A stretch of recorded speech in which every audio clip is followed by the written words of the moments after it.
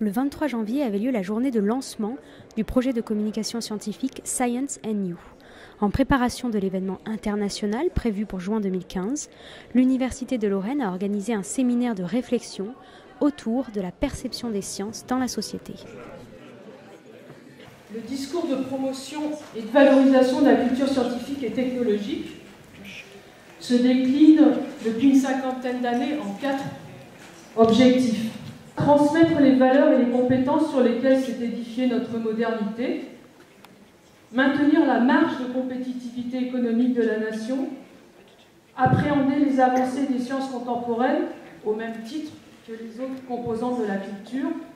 Une culture qui couvre différentes disciplines. Des spécialistes de domaines variés ont donc apporté leur expertise au débat, de la communication à la psychologie par exemple. I define myself, I'm interested in modern mentalities, in and so far they make references to science. Now this is something one can't take for granted. This is something that historically grows and might be also something that might disappear or might be marginalized. The mistake that we have committed as science communicators in the past is that we have focused too much on scientific data, scientific information, scientific knowledge.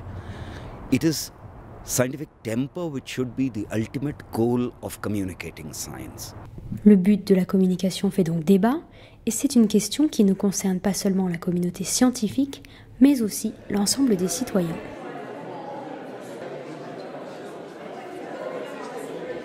Nous vivons dans une société qui est profondément remodelée par les sciences. Ce qui veut donc dire que l'ensemble de la société est plus ou moins acculturée aux sciences. Il est donc nécessaire d'engager un dialogue entre ces gens qui vivent en quelque sorte le quotidien d'une société transformée par les sciences et les scientifiques eux-mêmes. L'initiative semblait déjà porter ses fruits à l'heure de la pause, puisque les débats semblaient aller bon train entre les participants, chercheurs, spécialistes de la communication, journalistes ou encore étudiants. Après le déjeuner, les participants ont pu assister à un intermède musical sur le thème des chants diphoniques de la Mongolie et leur application scientifique.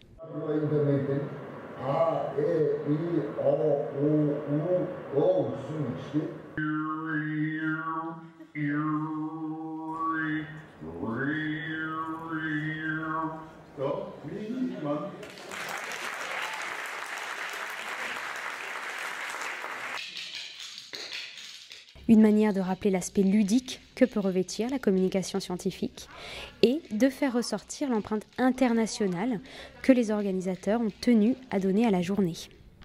La question de la culture scientifique en Chine ne se pose pas de la même façon qu'en Inde, ne se pose pas de la même façon qu'aux États-Unis, ne se pose pas de la même façon.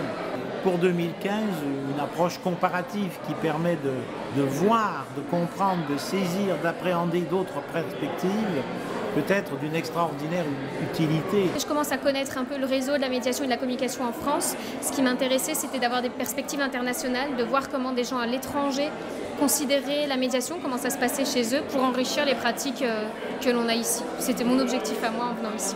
Ce qui fait la force, à mon avis, de cette manifestation de Science and You, c'est d'avoir plusieurs aspects, à la fois, et pour traiter plusieurs publics. Voilà, réunir dans un même lieu, au même moment, différents publics sur différentes thématiques. Une grande partie pour moi de cette fameuse communication scientifique, c'est aussi des liens humains qui existent, qui sont activés, qui se créent, qui vont se développer. Et c'est une partie de la dynamique à la fois de la recherche et de la médiation qui se produit comme ça. Nous voulons faire plus qu'un colloque. Nous voulons réellement nourrir une réflexion sur les enjeux de la culture scientifique et technique.